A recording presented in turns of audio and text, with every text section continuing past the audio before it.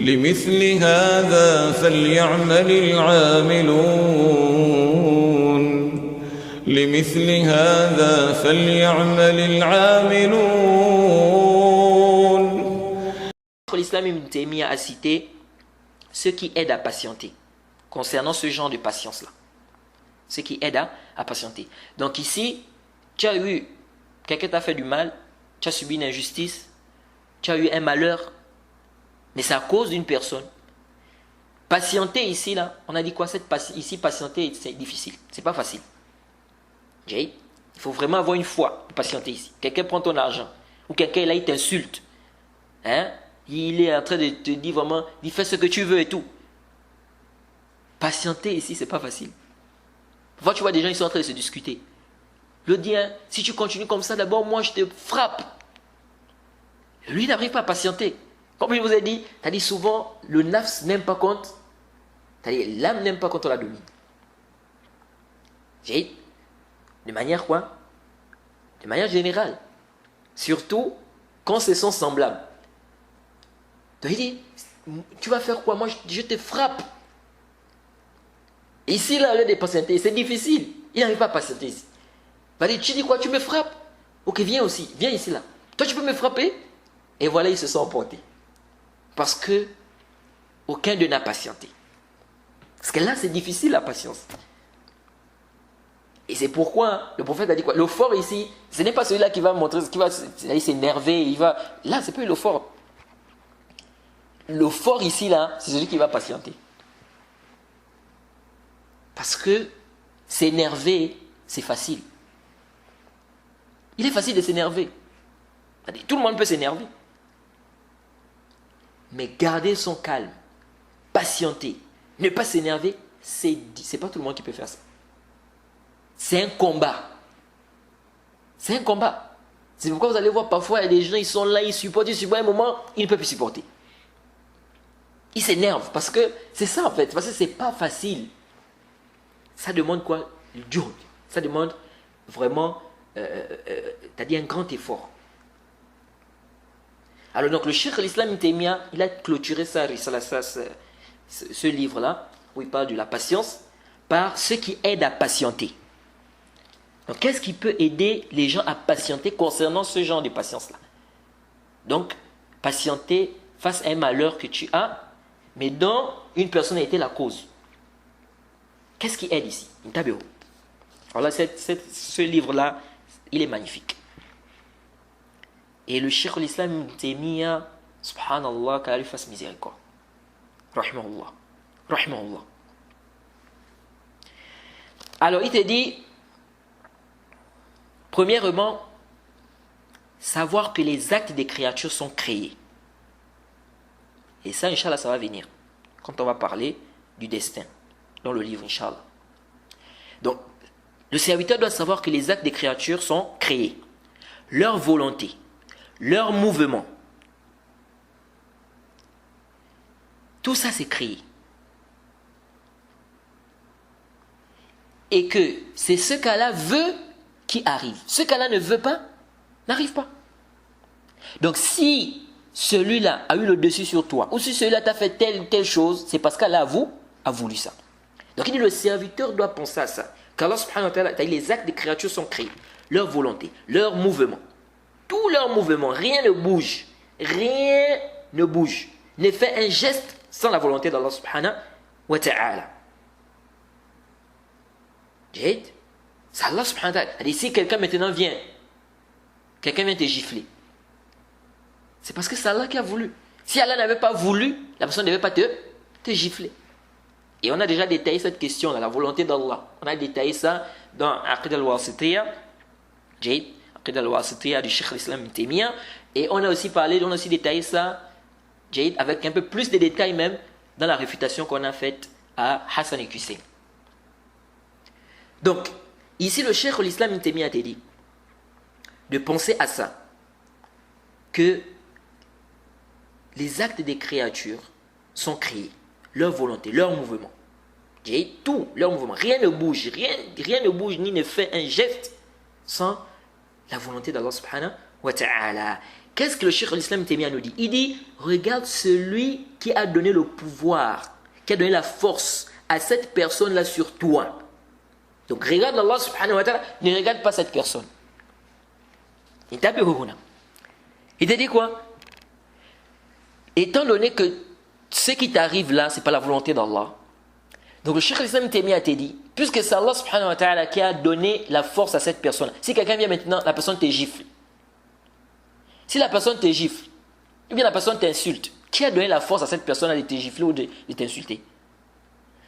C'est Allah subhanahu wa ta'ala qui a donné cette force à cette personne.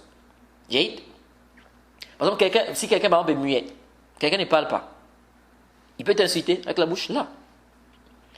Donc ici, le Cheikh l'Islam Témia dit, regarde celui qui a donné la force à cette personne-là, d'avoir le dessus sur toi. Par exemple, les dirigeants. Les dirigeants sont en train de commettre l'injustice sur toi, par exemple, ou sur la population. Ils pillent l'argent, ils font le désordre, c'est ici, cela, ils sont injustes. Ils ne donnent pas le droit à la population. Ici, qui a fait en sorte que ce chef-là ait le dessus sur toi, ou sur vous, ou sur la population? C'est Allah subhanahu wa ta'ala qui a donné le pouvoir à ce dirigeant-là sur vous. Donc le Cheikh al-Islam Témia dit, ne regarde pas la personne, mais regarde celui qui a donné le pouvoir à cette personne-là sur toi.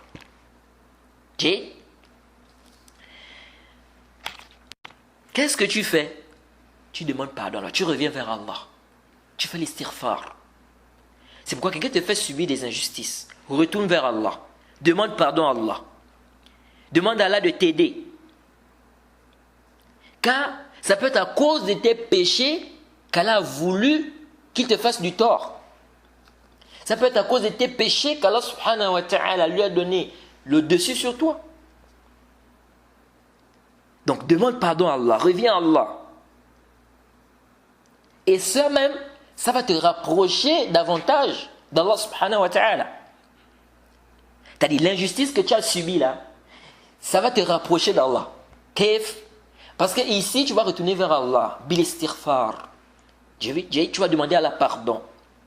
Tu vas t'humilier devant Allah subhanahu wa ta'ala. Tu vas demander à Allah de t'aider. Tu vas faire des doigts. Donc ici, tu fais quoi?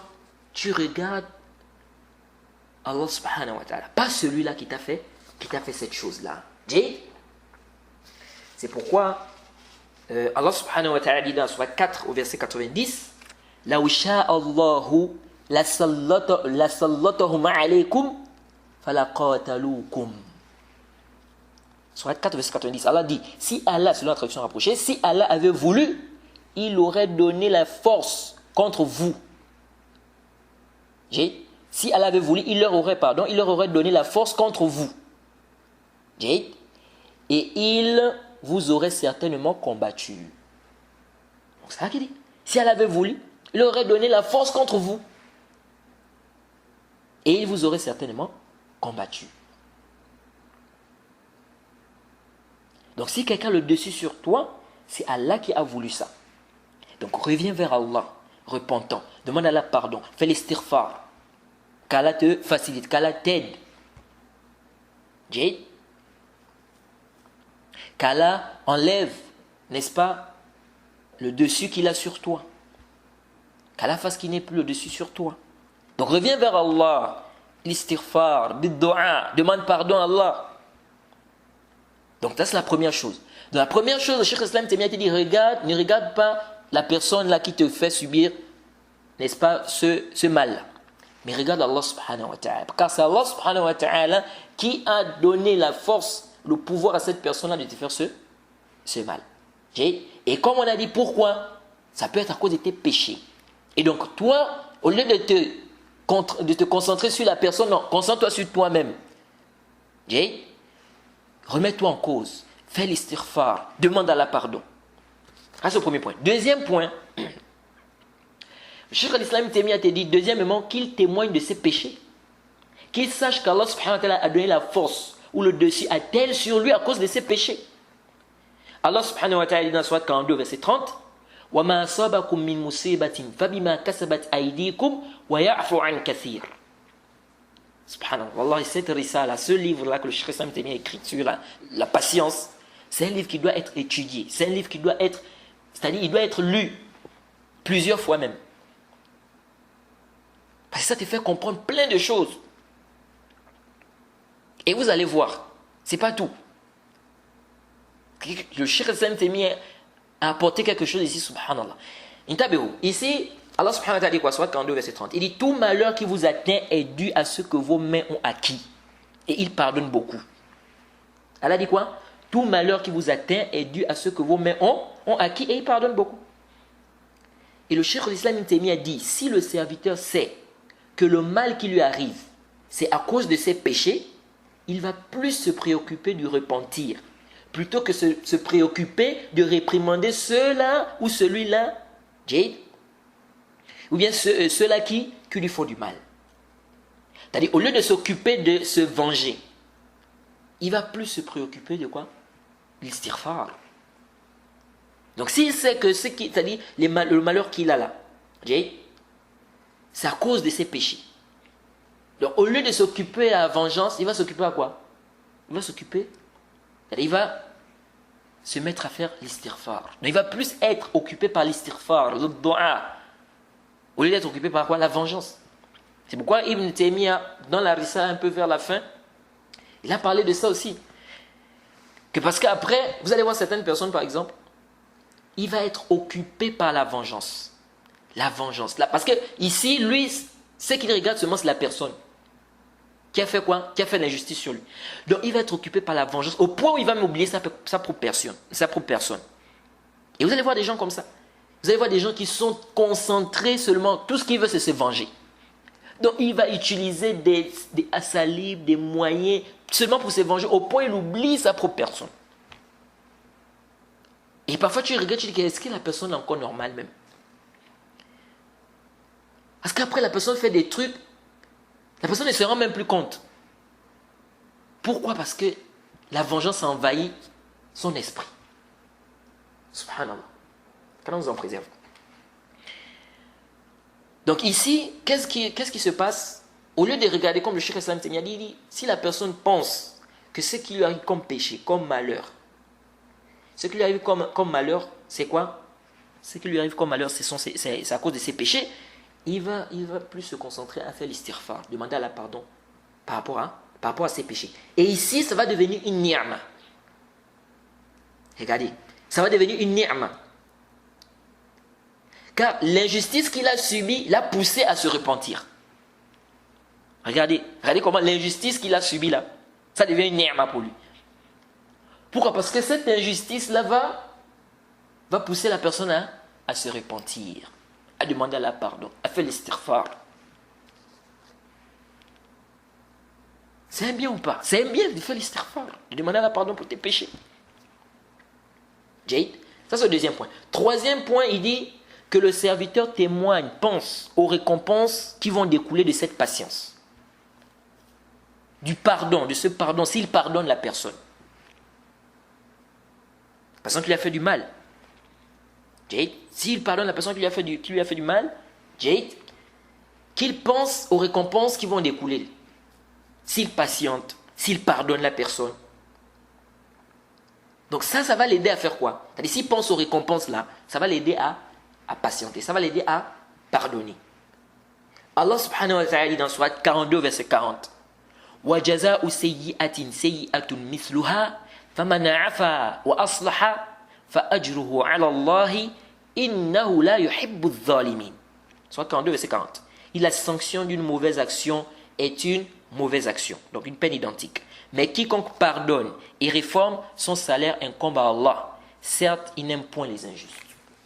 Certes, il n'aime point les injustes. Et le Cheikh l'Islam Ibn Taymiyyah dit après que les gens qui prennent leurs droits sont de trois catégories. Je dis non, je veux prendre mon droit, c'est mon haq. Je dois prendre mon droit. Les gens qui prennent leurs droits là, ils sont de trois catégories. Il dit ceux qui prennent leurs droits à sa juste proportion. C'est-à-dire, il ne prend que ce qu'on lui a pris. Jade. Ça, c'est le premier cas. Deuxième cas, il prend plus que son droit. Donc, ceux qui prennent plus que leur droit. Ceux-là, ils sont injustes. Au lieu de prendre son droit, comme le premier cas, lui, il prend plus que son droit. Ceux-là, ils sont injustes. La personne t'a pris ton droit, tu dois prendre ton droit. Pas plus. Troisième, donc la troisième catégorie, c'est ceux qui sont bienfaisants. Ils font quoi? Ils pardonnent. Ils sont bienfaisants en pardonnant, en délaissant leurs droits. Donc lui, là, c'est trois catégories. Donc ceux qui prennent leur hukuk sont de trois catégories. Et ceux qui prennent, ils prennent son droit. Lui, il n'a pas de problème, il a pris son droit. Là, il calme. C'est son droit. Donc il a pris, il n'y a pas de problème. Deuxième cas, il prend, mais plus que son droit. Lui, là, il est injuste. Troisième cas, il est bienfaisant, il pardonne, il laisse. Il laisse son droit. C'est clair que lui, là, il est meilleur. Et le Cheikh l'Islam t'est bien dit, Allah subhanahu wa ta'ala a cité les trois catégories-là, n'est-ce pas, dans le verset, c'est-à-dire dans la sourate 42. C'est pourquoi juste après, Allah dit, sourate 42 là, au verset 41 et 43, 41 jusqu'à 43, Allah subhanahu wa ta'ala dit, وَلَمَنْ انتصر بعد ظلمه فأولئك ما عليه من سبيل إنما السبيل على الذين يظلمون الناس ويبغون في الأرض بغير الحق أولئك لهم عذاب أليم ولمن صبر وغفر إن ذلك لمن عزم الأمور Ça, c'est sourate 42, verset 41 jusqu'à 43. Allah subhanahu wa ta'ala dit, quant à ceux qui ripostent, après avoir été lésés, ceux-là, pas de voie, donc de recours égal contre eux. Ils ont pris leur droit. Ils ont riposté, il a pris son droit. Pas de problème. Là, il calme. Après avoir été lésés. Ensuite, Allah subhanahu wa ta'ala dit, et il n'y a de voie, donc de recours, que contre ceux qui laissent les gens, et ceux qui lèsent, les gens, et commettent des abus. Contrairement au droit. Donc lui prend plus.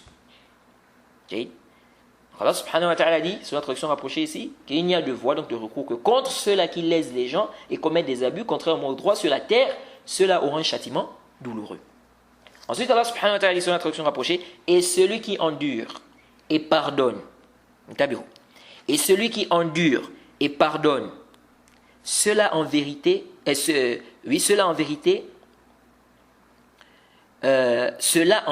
fait partie des bonnes dispositions. Allah subhanahu wa ta'ala dit sur la traduction rapprochée, et celui qui endure et pardonne, cela en vérité fait partie des bonnes dispositions et de la résolution, n'est-ce pas, dans les affaires. Et le Cheikh l'Islam Ibn Taymiyyah dit, celui-là, il devient aimé auprès d'Allah. Donc celui qui endure et qui pardonne, il devient aimé auprès d'Allah subhanahu wa ta'ala. Et parmi les choses aussi que le Cheikh l'Islam a cité, c'est de penser et savoir que la rétribution est proportionnelle à l'acte. C'est-à-dire qu'Allah pardonne ceux qui pardonnent. Comme il a pardonné, Allah lui pardonnera. Donc tu pardonnes, Allah subhanahu wa ta'ala te pardonnera. Donc, Allah pardonne ceux qui pardonnent. Et le Cheikh l'Islam Témia dit, ça seulement, ça suffit pour aider le serviteur à avoir cette patience-là. Donc, la patience qu'on est en train de parler là. C'est-à-dire, quelqu'un t'a fait une injustice. Quelqu'un a été la cause, n'est-ce pas, de ton malheur. Ici, le Cheikh l'Islam Témia dit, ça seulement, ça suffit pour aider la personne à patienter concernant cette patience-là.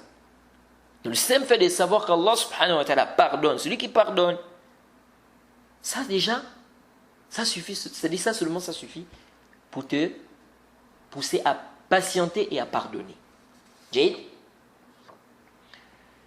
C'est pourquoi Allah subhanahu wa ta'ala, Allah dit dans la sourate 24, au verset 22, وَلَا يَأْتَلِ أُولُو الْفَضْلِ مِنْكُمْ وَسِعَةٍ أَنْ يُؤْتُوا أُولِي الْقُرْبَى وَالْمَسَاكِينَ وَالْمُهَاجِرِينَ فِي سَبِيلِ اللَّهِ وَلْيَعْفُوا وَلْيَعْفُوا وَلْيَصْفَحُوا أَلَا تُحِبُّونَ أَنْ يَغْفِرَ أَلَا تُحِبُّونَ أَنْ يَغْفِرَ اللَّهُ لَكُمْ وَاللَّهُ غَفُورٌ رَحِيمٌ.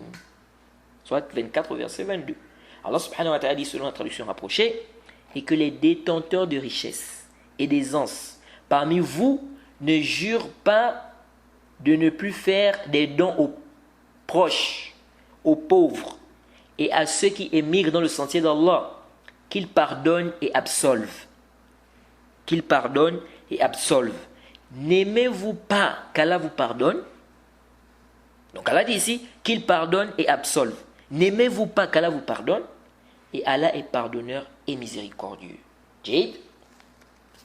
Et ce verset, comme a dit Ibn Kathir, c'est descendu sur Abu Bakr, radiyallahu anhu, lorsqu'il avait juré de ne plus rien donner à Mistah, à cause de ce qu'il avait fait. Parce que lorsqu'il y a eu la fitna, que les gens ont commencé à raconter des mensonges, soit disant que Aïcha radiyallahu anha a fait le zina, lui faisait partie des gens qui ont parlé dans cette histoire. Et donc Abu Bakr Siddiq avait juré qu'il ne va plus s'occuper de lui. Parce qu'en fait, c'est le fils de sa tante maternelle. Et il était pauvre, il n'avait rien, c'est Abu Bakr qui s'occupait de lui. Et il faisait partie des gens qui ont émigré dans la voie d'Allah subhanahu wa ta'ala. Donc Abu Bakr Siddiq avait, par rapport à ce qu'il a eu à faire, il avait juré qu'il s'occupait de lui. Donc Allah subhanahu wa ta'ala a fait descendre le verset là. Que les détenteurs de richesses et d'aisance parmi vous ne jurent pas, n'est-ce pas, de ne plus faire, n'est-ce pas, des dons aux proches, aux pauvres et à ceux qui émigrent dans le sentier d'Allah, qu'ils pardonnent et absolvent. N'aimez-vous pas qu'Allah vous pardonne? Et Allah est pardonneur et miséricordieux. Après la descente de ce verset, Abu Bakr Siddiq a recommencé à s'occuper de Mistah. Jade. C'est pourquoi, si on te fait du tort à cause d'Allah, c'est-à-dire c'est à cause de la vérité qu'on te fait du tort, à cause de la da'wa, Jade, patiente à cause d'Allah, pardonne. Naam, c'est pas facile, mais il faut faire des efforts. C'est beaucoup de récompenses. C'est beaucoup de récompenses. Et comme on a dit, pour ça, il faut vraiment une forte foi. Encore patienter. Mais arriver au degré de pardonner, c'est pas facile.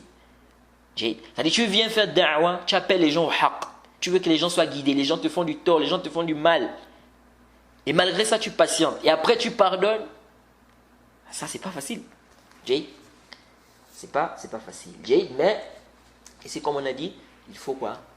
Il faut faire cela. Car la personne va bénéficier des récompenses auprès d'Allah subhanahu wa ta'ala.